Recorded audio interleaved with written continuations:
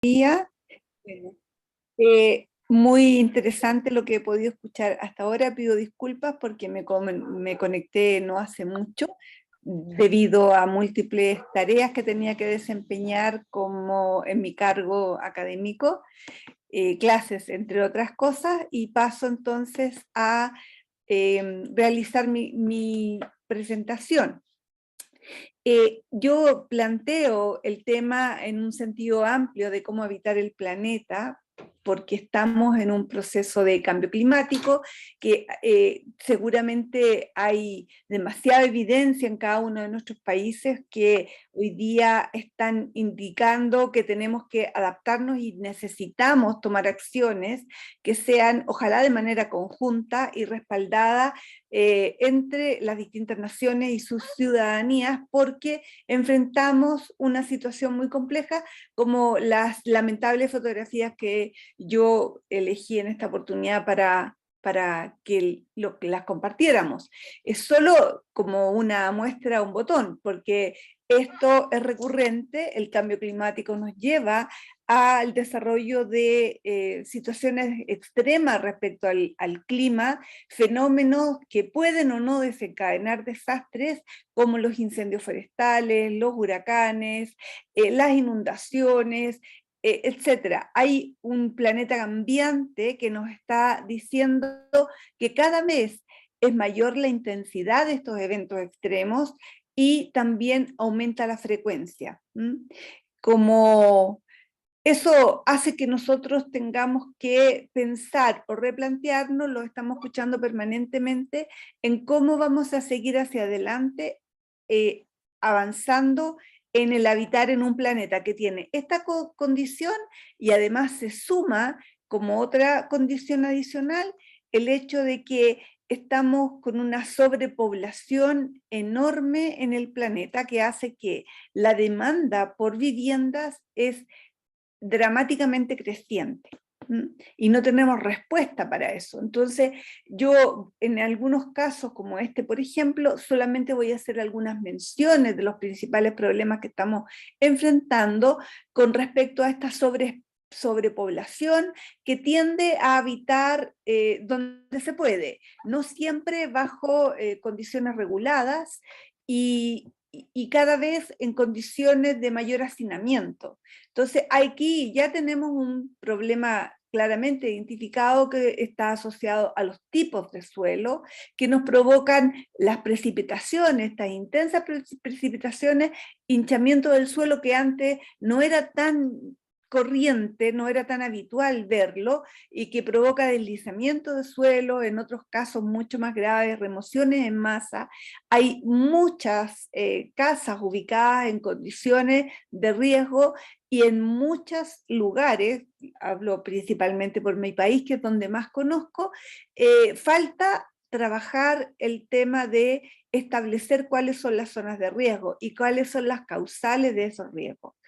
No en todas las comunas existe información suficiente respecto a los planes de reguladores regionales y comunales que bajen información como para tomar decisiones, y buenas decisiones, de dónde habitar y no habitar.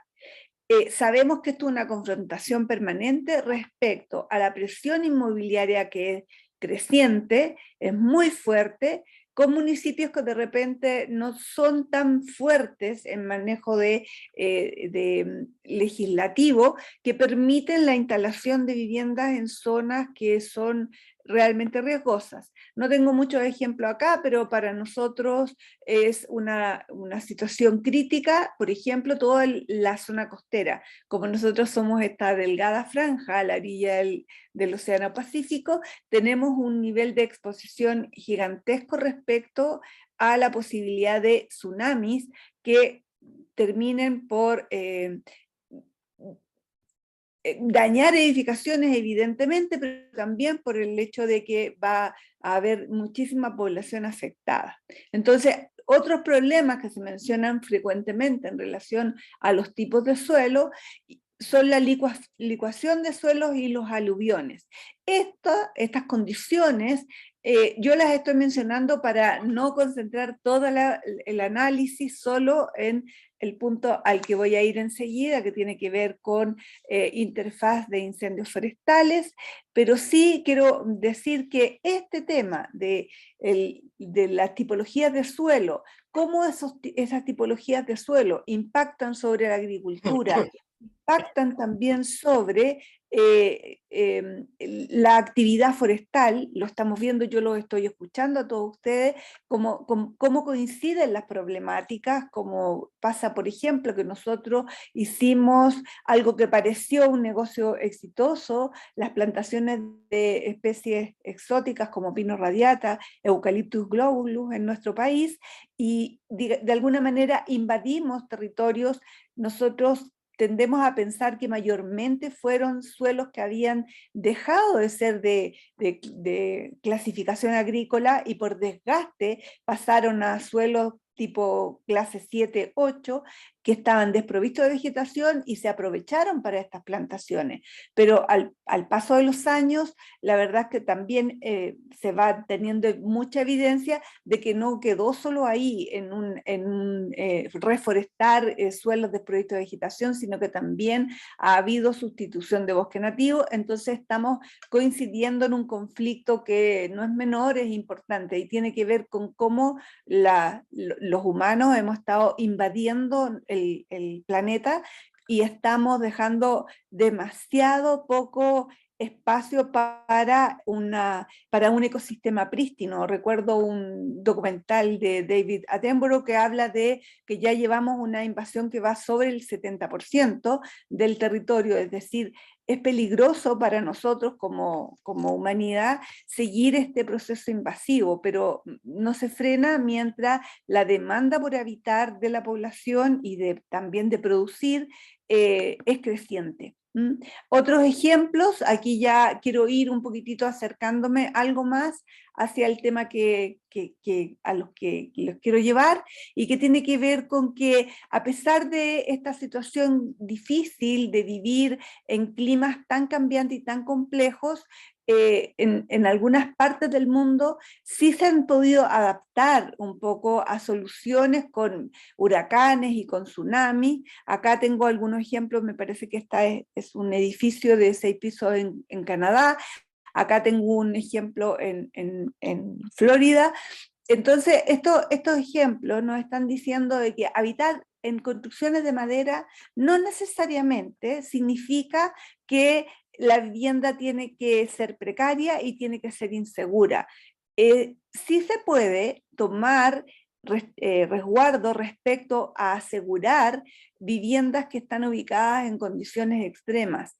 El tema pasa por muchos aspectos. Principalmente el primero, diría yo, son aspectos normativos, que la normativa esté disponible y que las soluciones estén disponibles también para que los arquitectos, los tomadores de decisiones tomen resguardos al respecto. Pero como todos nosotros sabemos, en los países más desarrollados, en los que tienen mayores recursos económicos, se vuelven menos vulnerables producto de que tienen menor exposición, ya que es posible económicamente para ellos tomar resguardos como los que yo estoy mostrando acá a la derecha. Estos tensores que cruzan los muros de una edificación como de este tipo, de 3, 4 y 5 pisos, estos tensores conectan todo el muro en su vertical y permiten mejorar significativamente la resistencia frente a sismos y frente a vientos. Este tipo de conectores, por ejemplo, están uniendo un muro con respecto a un techo y corresponde a viviendas de este tipo azotadas por huracanes. Lo mismo acá pasa con este tipo de conectores que anclan las vigas de techo hacia elementos de más abajo. En la medida que existen las normativas y existe también el cumplimiento, hacer cumplir esas normativas por parte del Estado de cada país, se van consiguiendo cambios significativos respecto a cómo habitamos en un planeta cambiante, tomando medidas de resguardo respecto a lo que sabemos que vamos a ir enfrentando. El tema está en que gran parte de la población en Latinoamérica, por ejemplo, y ustedes lo saben muy bien, es que nosotros no tenemos tanto control sobre la forma en que las personas habitan, y fotografías anteriores nos mostraban que la gente tiende a instalar viviendas precarias sin ningún tipo de aseguramiento en lugares de cualquier característica. Esto es para muestra un botón, de una foto reciente, ocurrió hace pocos días atrás, en marzo de este año, en un cerro que se llama San Roque, que está ubicado en Valparaíso. Esta zona de Valparaíso, que es de muchos cerros y muchas quebradas, está habitada de la manera que ustedes están viendo en esta fotografía. Hay una gran cantidad de población que habita en estos lugares. Pocas de ellas tienen formalizada su vivienda autorizada con permisos de edificación por el municipio correspondiente. La mayor parte de ellas se instalan de manera informal y luego de a poco van accediendo a la urbanización, en el fondo, a la red eléctrica, a agua, etc. Los bomberos, esto ocurre demasiado frecuente en Chile. Yo diría que esto es como el día de la marmota para el caso de Valparaíso. Uno se despierta y piensa qué cerro se está quemando hoy día, porque esto es vegetación, ¿cierto? En Chile, a raíz de muchos incendios que ocurrieron en el 2017, la verdad es que la polémica ha sido gigantesca en relación principalmente a cómo hemos forestado el territorio, y ha habido una tendencia equivocada, por supuesto, de querer culpar a las plantaciones, es decir, ponerle una etiqueta como de malvado al pino o malvado al eucalipto en particular, y la gran nobleza recae, ¿cierto?, en el bosque nativo. Es una mirada errónea, definitivamente, pero nosotros, como del ámbito de lo que es las ciencias forestales y ambientales, tenemos que también reconocer que han habido errores en la manera en que se han manejado este cohabitar entre plantaciones y la peligrosa cercanía de las viviendas, de las edificaciones en general. Entonces, nos permite ir tomando consideraciones, tomando resguardos, como en esta área de lo que son plantaciones forestales, a partir de lo que ocurrió en el 2017 y se repite de alguna manera en los veranos que siguen. Ya hay ciertas medidas que se han implementado y que tiene que ver con un marco regulatorio más estricto respecto hasta dónde densificar las plantaciones y qué tan cercanas pueden estar estas respecto a las viviendas. Y entonces, cuando hay situaciones en las cuales hay demasiada cercanía y se evalúa el riesgo, se están produciendo los cortafuegos y se están tomando resguardos respecto a las plantaciones. Pero eso en realidad es solo una parte del problema, porque la otra parte del problema tiene que ver con cómo protegemos las edificaciones, y ahí, desde el punto de vista de la normativa, la verdad es que no hemos avanzado mucho. Y es un poco lo que yo les quiero comentar, lo que nosotros hemos hecho, ¿sí? Antes de entrar a lo nuestro, un poco explicarles que si bien hay diferencia entre los países, y uno siempre tiende a pensar que los países desarrollados resuelven este tipo de problemas de mejor forma. NFPA, hablando del caso de Estados Unidos hasta hace muy poco, habla de que insisten en ubicar las viviendas, negocios e infraestructura en áreas propensas a incendios, sin poder comprender o reconocer los riesgos. Aproximadamente 4,5 millones de viviendas en toda la nación enfrentan un alto o extremo riesgo de incendio forestal. Es decir, ellos se han implementado muy bien desde el punto de vista de la normativa que aporta NFPA, pero una vez que queremos ver la bajada de esas normas hacia la población y hacia la implementación en los distintos estados, vemos que Estados Unidos tampoco está dando abasto con satisfacer todos esos requerimientos. Un caso similar podríamos estar conversando respecto a Australia o a Canadá, porque lo vemos recurrentemente en las noticias, los problemas relacionados con los incendios forestales. ¿Ya?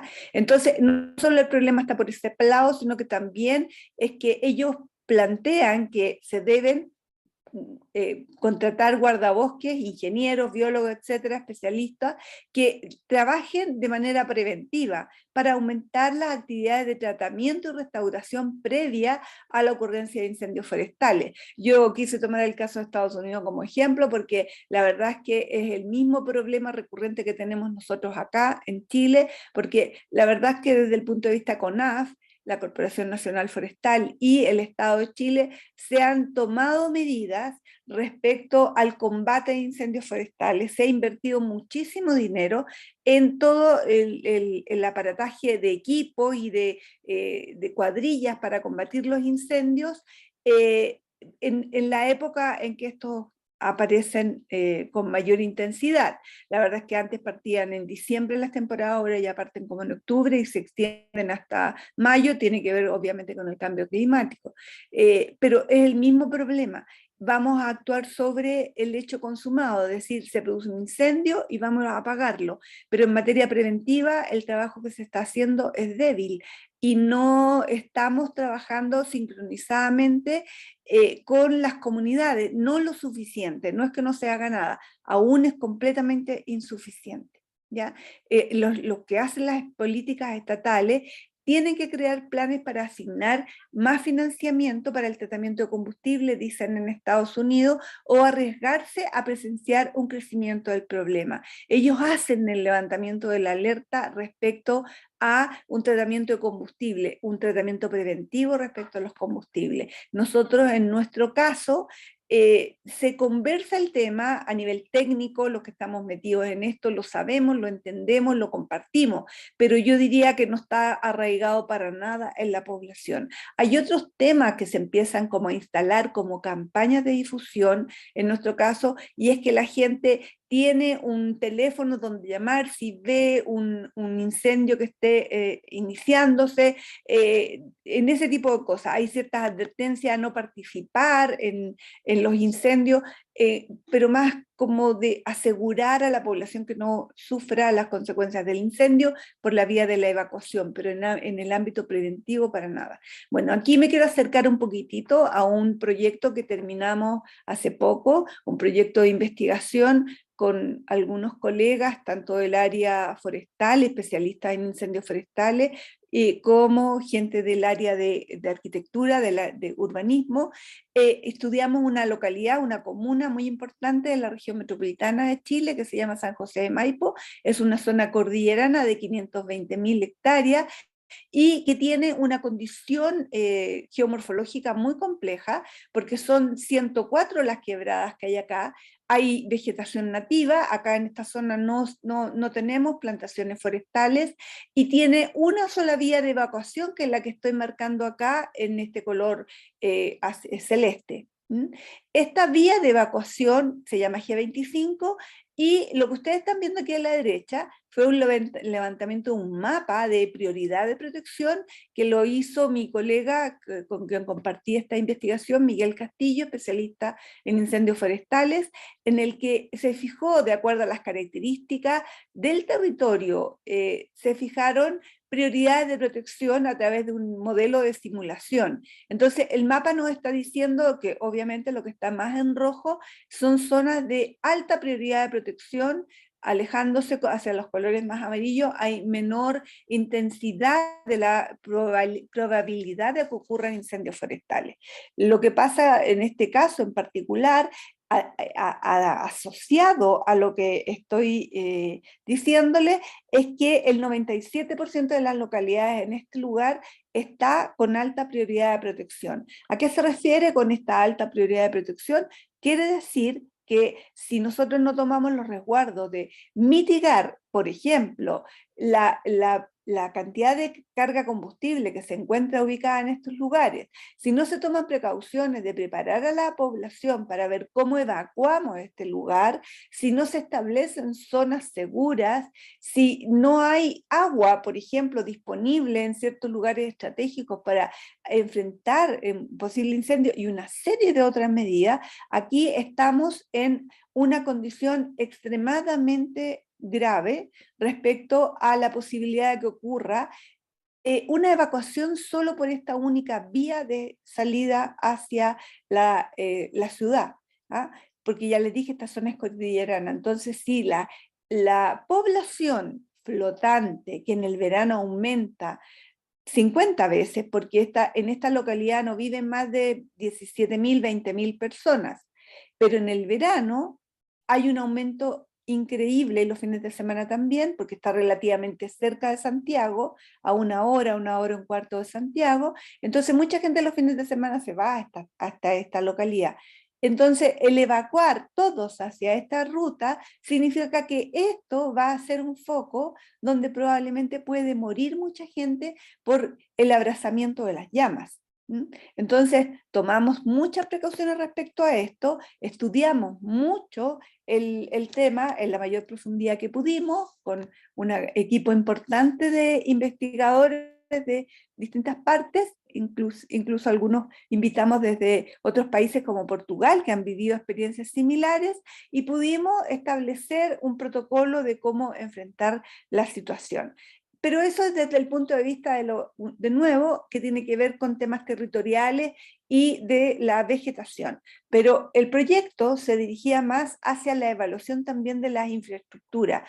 ¿Qué nos hemos dado cuenta? De que en muchas localidades rurales, en zonas de interfaz, existe una gran cantidad de edificaciones que son en madera y que corresponde también a las infraestructuras de emergencia, llámese postas rurales, carabineros, la misma Corporación Nacional Forestal, casi todas las brigadas forestales de incendios son casas de madera ubicadas prácticamente en entre medio de bosques.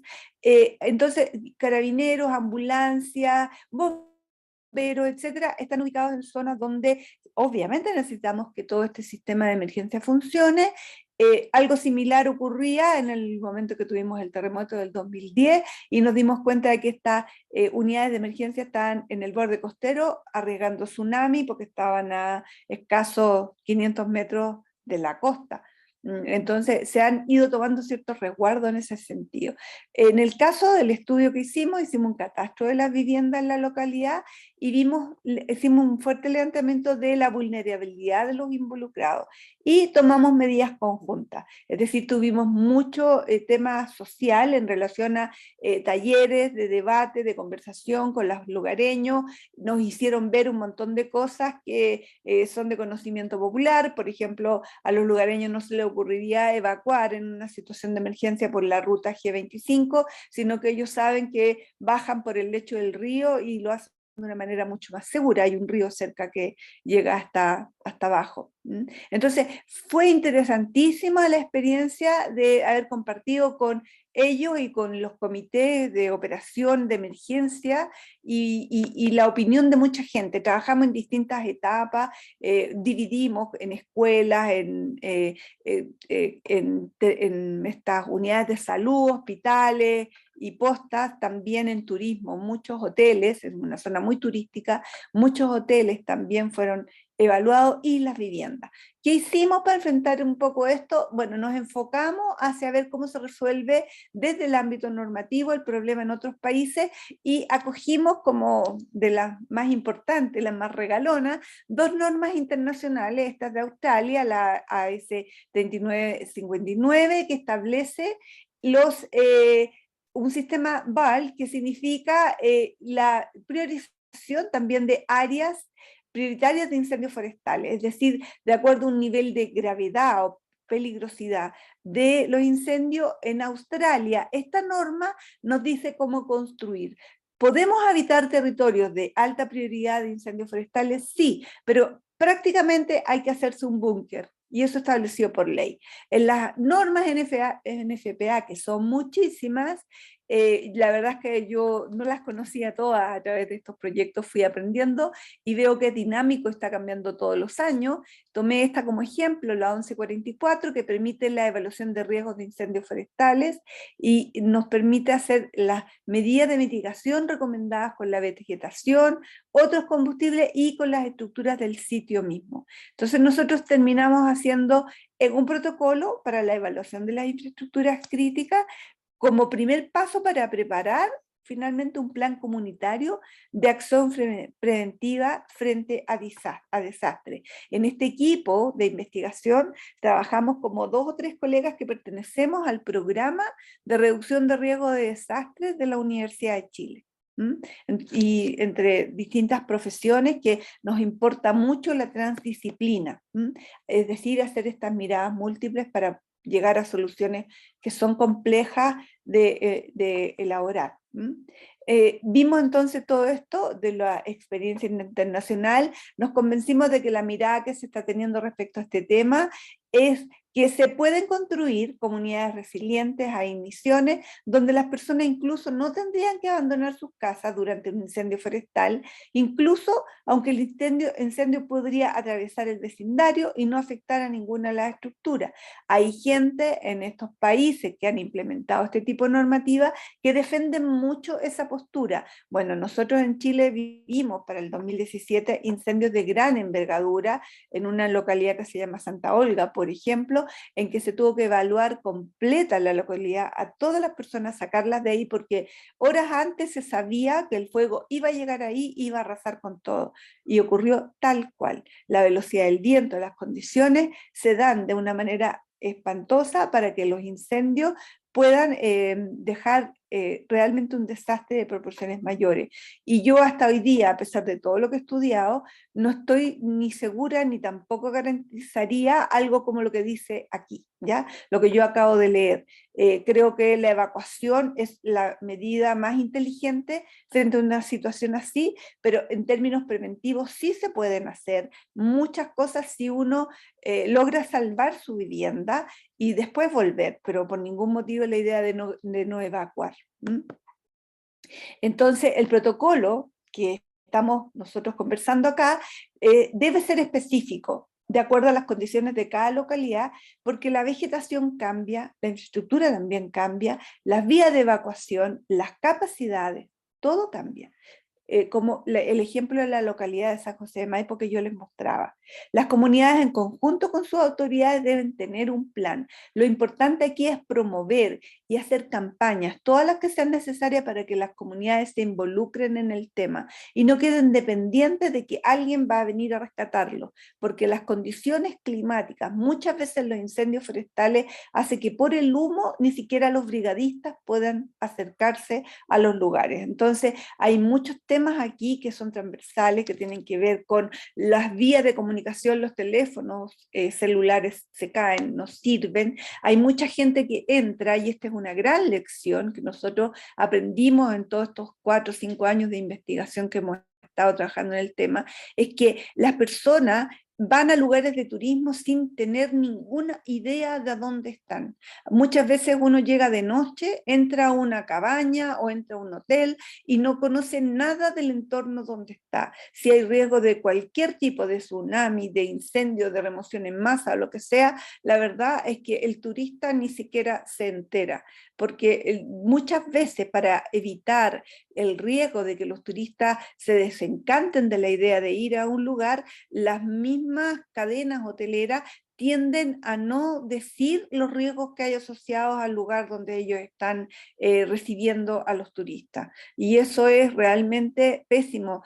Toda la indicatoria que hicimos a nivel de normativa internacional, a nivel nacional, a mí me deja con una voz de alerta gigante respecto a la implementación de protocolos que deban ser seguidos para el manejo de las emergencias por parte del sector de oferta turística. Esa bajada que yo les digo, la única manera de que sea útil es que tiene que ser en relación a cada localidad en particular, ¿ya? Nosotros, por otro lado, en Chile, y quiero hablar esto en un sentido positivo, como vaso medio lleno, hemos hecho un avance enorme en materia de construcción en madera en los últimos años. Yo diría que llevamos unos 10, 12 años por lo menos haciendo unos programas estratégicos nacionales que son para fomentar la construcción en madera por la connotación que tiene la madera a nivel mundial como el material sustentable del futuro. Se han creado muchísimos documentos, normas técnicas, se han articulado actores, hay una gran transferencia hacia el sector productivo y el Estado también ha estado actuando para provocar, fomentar y respaldar pilotos demostrativos de que con madera se puede construir de manera segura y con con mucho apoyo desde la ingeniería. Sin embargo, estos cambios que estamos viendo en Chile y que son muchísimos, no están alineados con lo que yo venía hablando antes. Entonces, si yo desconecto el tema anterior y empiezo a hablar de la maravilla que hemos hecho en Chile, estamos a puertas de construir edificios en altura de 15 pisos, 12 pisos, ahora en esta etapa estamos a nivel de los 4 a 6 pisos, pero según cómo van las cosas, lo más probable es que en el corto plazo Chile sea líder en Latinoamérica respecto a la generación de edificaciones en altura. Porque hay una preparación importante desde el punto de vista del aparataje normativo, el aparataje privado y estatal para hacerlo. ¿Sí? Hay una hoja de ruta trazada para esto, pero lo que yo veo con mucha preocupación es que todo este avance no está considerando para nada el cambio climático, para nada. Entonces, no hay una relación con respecto a dónde instalamos estas viviendas, estos edificios, las condiciones del entorno, si hay riesgo de tsunami, si hay riesgo de aluviones, si hay riesgo de incendios forestales, la normativa no está contemplando el entorno de la manera que debiera ser. ¿Ya? Entonces, tenemos dos escenarios en Chile. Uno es el mercado que adopta esta construcción de mediana altura, el Estado que gatilla a través de pilotos que demuestran ventaja y abren licitaciones de edificios públicos que incorporan todas estas exigencias de seguridad y sustentabilidad, pero al estándar internacional de países como Finlandia, Inglaterra, etcétera, muchos ejemplos que vemos respecto a la edificación en altura, también con avances interesantes, la adopción de códigos de construcción sustentable, muestra un botón todo lo que tiene que ver con certificación LEED, por ejemplo, el uso de materiales no tóxicos y una serie de otras cantidad de cosas que son fantásticas, maravillosas, pero también hay otro escenario gigante que tiene que ver con la construcción que resuelve solo una parte del problema de déficit habitacional. ¿Ya? El resto está abierto, porque si pensamos hoy día en la realidad mundial de migraciones, de aumento de la población, yo diría que todos los países en general están en una situación de siempre tener un déficit habitacional tremendo. Chile no es excepción a eso. ¿Y cómo se va abriendo un poco esta válvula de presión? A través de la instalación de viviendas irregulares. ¿Ya? En el caso extremo pueden ser viviendas de emergencia, como las típicas mediaguas que de alguna manera nosotros malamente hemos hecho famosos en toda Latinoamérica, que son viviendas muy precarias en madera. Entonces, esa posibilidad de existencia de un camino alternativo a obtener una vivienda se sigue dando y sigue aumentando el problema a través de la instalación de campamentos, a través de la llegada de migrantes, por ejemplo, que en Chile ya superamos hace rato los 2 millones, que lo que hace en realidad es provocar el hacinamiento. ¿Y cómo se resuelve? Cuando no hay acceso a viviendas que son cada vez más caras, el sector inmobiliario sube las tasas de interés y por lo tanto las viviendas se vuelven inaccesibles incluso para profesionales jóvenes que inician su vida laboral.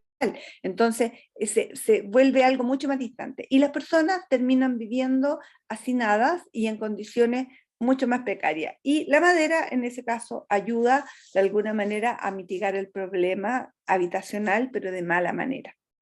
Y ahí es donde viene toda esta proliferación de viviendas ubicadas en lugares que lamentablemente no ayudan en nada a un habitar seguro. ¿Ya? lo importante es mirar el entorno, dónde se instalan estas viviendas y quién está autorizando o no la instalación. En el caso de Chile, les comento que esto está realmente fuera de control, ¿ya? No hay un catastro, no tenemos idea cuánta es la cantidad de vivienda, el mercado sigue sin ser regulado en este sentido, porque obviamente que la vivienda social, que es regulada por el Estado, eso sí, tiene todo un marco regulatorio, se sigue en política, hay quienes supervisan la construcción y todo, pero esto estoy hablando al margen de la ley que abre el espacio para que este mercado no dimensionado de viviendas prefabricadas y viviendas modulares, que son, por decirlo de una manera graciosa, la típica cabañita en el bosque, estas se instalan realmente bastante al margen de la ley en nuestro territorio. Entonces, aquí tenemos harto para hacer. ¿Ah? Hay harto trabajo que hacer. Por un lado, avanzar con abastecer el mercado con madera estructural, clasificada, que esté bien de acuerdo a todos los cánones constructivos que tenemos, y también levantar todo el mercado que tiene este sector, que es de la construcción en madera, para un mejor estándar, con mejor tecnología, con entrega de productos garantizados. Pero esto también tiene que ver con cómo nosotros somos como clientes culturalmente, si estamos aceptando lo que nos quieran vender o vamos a ser capaces de cambiar esto y empezar a ser más exigente con respecto a las condiciones en las cuales nos ofrecen estos productos. Entonces, no quiero dejar de lado lo que existe en el mercado y que son empresas súper serias que se dedican a la construcción en madera, que no tienen ningún problema, oficinas de arquitectura que lo hacen súper bien, pero en ninguna de estas categorías que estoy hablando, desde la más informal a la formal, está considerando condiciones de cambio climático para habilitar viviendas que sean más seguras. No contra incendios forestales, tampoco frente a aluviones, remociones en masa, no hay cambio respecto a la normativa respecto al anclaje a piso, por ejemplo, en zonas donde hay alta susceptibilidad a inundaciones.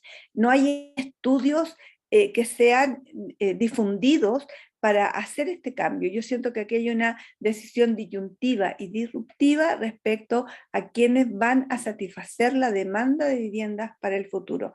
¿Cómo nos vamos a sincronizar? Si vamos a seguir dividiendo el país entre los que tienen recursos económicos y los que no lo tienen, de manera que los que no lo tienen siguen viviendo en esta condición de subestándar, mientras el sector pudiente, el que sí tiene los recursos, puede seguir adelante con edificación en altura de un estándar mundial de primer nivel.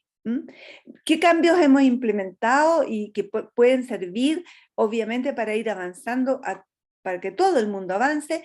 El paso uno, digo yo, es la implementación de las normas de madera que se ajusten a los requerimientos de especificaciones técnicas más altas. Todas estas normas que están acá, que obviamente no las vamos a revisar, yo les voy dejando los links abajo para los que se quieran motivar con eso. Hay mucha actualización de normas que están en curso en el país, un poco la descripción de los problemas y las soluciones a grandes rasgos. Acá tenemos problemas que tienen que ver con cómo aceptamos la edificación y la instalación de viviendas en nuestro territorio, y las oportunidades están en que hagamos que todo el sector se mueva hacia niveles más altos de seguridad e incorporemos en las ordenanzas correspondientes los requerimientos para las viviendas de acuerdo a las condiciones en que están. Como ya les mencioné, el VAL es un indicativo del nivel de ataque de incendio de Australia, de su territorio, de sus condiciones, pero que nos mueve a nosotros a hacer lo propio. En nuestro caso, en la investigación que les comentaba, implementamos un índice de prioridad de protección que tiene que ver con temas vegetacionales, de carga combustible, y un índice integrado de seguridad y sustentabilidad, que es una herramienta que nos permite evaluar de manera preventiva el riesgo de una infraestructura. Es decir, tomando patrones de cuánto aseguramiento tienen, dónde está ubicado, qué exposición tiene a distintos riesgos, nos permite hacer un levantamiento de información preliminar para decir, cuidado, usted tiene aquí en esta localidad el 80% de sus viviendas en riesgo de de que no resistan el paso de un incendio forestal, ¿ya? Un poco eso la mirada. En Chile, la normativa de la construcción siempre se señala que es muy buena en términos de la resistencia sísmica, lo que es lógico porque estamos en un país sísmico, y también respecto a los resguardos en edificios en altura para referirse a la resistencia al fuego. Estos dos tipos de normativa son como los grandes pilares sobre los que se sustenta la construcción de edificios en altura en nuestro país. Estoy hablando de edificios de hormigón, pero no son suficientes cuando hacemos esta mirada a la ubicación de edificios que puedan estar en contacto con condiciones territoriales del ecosistema que se vulnera cada vez que viene un cambio climático importante o un fenómeno de la naturaleza. Entonces, necesitamos que los avances vayan en todos los sentidos, no uno respecto al otro. Entonces, por eso planteamos como hipótesis que es posible construir viviendas en madera, alcanzar mejor resistencia al fuego en condiciones competitivas, de precio y calidad, en respuesta a los fuegos que provienen desde el exterior, y aún mejorar su comportamiento al fuego si éste se inicia al interior de la vivienda. Porque esta parte del interior de la vivienda, la normativa como que tiende a contemplarla, pero no contempla nada cuando el fuego viene desde afuera. Entonces hay cambios que hacer. Hay que comprender el riesgo del entorno y hay que ver, ¿cierto? Ir revisando y evaluando. Mi casa, en primer lugar, mi jardín, mi barrio y mi comuna y mi región, dónde vivo, cómo interactúo con los pares, vivimos en qué condiciones de prioridad de protección, es alta, es media, es baja, qué aspectos son relevantes de discutir y dialogar con la gobernanza local respecto a estos temas. En esta localidad que yo les mencionaba antes, en San José de Maipo, la vegetación es nativa y se requiere evidentemente un control, un manejo de vegetación, pero la municipalidad de ahí no tiene los recursos para hacerlo, bajo ningún punto de vista. Entonces necesita apoyo de gobierno central, y esos apoyos no llegan, a no ser que, como todos nosotros sabemos, ocurre un desastre y frente a la evidencia de que murió gente, reaccionamos. Ojalá que eso no pase. Esto es un proceso de evaluación de infraestructura que parte desde identificar, construir estos índices que yo les comentaba antes para poder hacer las evaluaciones, hacer un consolidado de los resultados, aportar un mapa con los niveles de riesgo, exponer acciones, hojas de ruta para que se hagan las mejoras que corresponden. Esa es la metodología sugerida, ¿ya? Es decir, analicemos preventivamente los lugares donde estamos habitando para ver de qué manera nos protegemos, de qué manera podemos proteger a la población y actuar de manera conjunta. Esto es largo, no lo voy a desplegar acá, pero a nivel municipal suele encontrar uno con elementos que hablan desde la emergencia. En nuestro caso tenemos una Oficina Nacional de Emergencia que hace campañas de difusión para que las familias sean seguras y se protejan, pero no con la suficiente prevención y antelación respecto a estos temas. Esto está sacado de una de las normas australianas y NFPA que yo mencionaba antes, y dice que hay que ubicar, ¿cierto?, la estructura y las características topográficas predominantes, describir como la estructura principal y tomar acciones, como por ejemplo los techos de terraza, de auto, eliminar toda la posibilidad de que penetren pavesas por distintas tragaluces, chimeneas, etc. Hay normativa que se puede aplicar. Nosotros creamos este índice integrado de seguridad y sustentabilidad basándonos en estos indicadores, por ejemplo, para los hospitales, para las escuelas, para el turismo, y construimos esta escala de vulnerabilidad para niveles bajos de 1 a 2, medio de 3 y alta de 4 o 5, nos mueve en este rango y es un indicativo de la peligrosidad que estamos enfrentando y qué tenemos que hacer al respecto, ¿ya? Hay muchos detalles metodológicos acá que me los voy a ir saltando un poco, pero hay que ser ordenado, sistemático para hacer el levantamiento de información. Desde ya les digo que hay cierta reticencia, la gente tiende a decir que están perfectos, que tienen todo controlado, y la verdad es que en el caso de los turistas, por ejemplo, nos dimos cuenta de que hoteles de cadenas importantes no tienen ni siquiera un plan preventivo de evacuación a zona segura para los alojados, ¿ya? Entonces es importante y hay que tomar medidas con respecto a temas que están de alguna manera en la normativa y nosotros sabemos. Mientras más antigua, mientras más capacidad de albergar personas, imagínense usted una iglesia donde hay 500 personas, evidentemente mucho más vulnerable que un lugar donde solamente van a estar 4 o 5 personas. Entonces hay maneras de ir haciendo indicaciones respecto a la vulnerabilidad. La materialidad, por ejemplo, también influye. Si se va a desmoronar frente a un sismo, como las viviendas de adobe, o lo que es la tendencia a pensar que porque es de madera se va a quemar. Tiene que ver con que está mal construida, por eso se va a quemar. Algunos ejemplos de los índices que nosotros incorporamos están en las normativas, tienen que ver con el uso, a qué se destinan, qué materialidad tienen, cuántos pisos y cuál es el año de construcción. Datos como eso nos permiten ir construyendo estos índices. Y ahí vamos tomando un montón de datos de listado de condiciones de seguridad que tienen que ver con el entorno por un lado y con la estructura misma por el otro, ¿ya? Y vamos haciendo la evaluación a nivel de la microzona, es decir, a nivel de la casa, qué tienen en el entorno, qué medidas hay que tomar respecto a la entrada de pavesa, el calor circundante, el calor radiante que hay, etc. Hicimos un libro, ¿ya? Lo pegué aquí, la carátula del libro, para que si ustedes tienen interés, aquí abajo yo tengo el link de donde se puede descargar.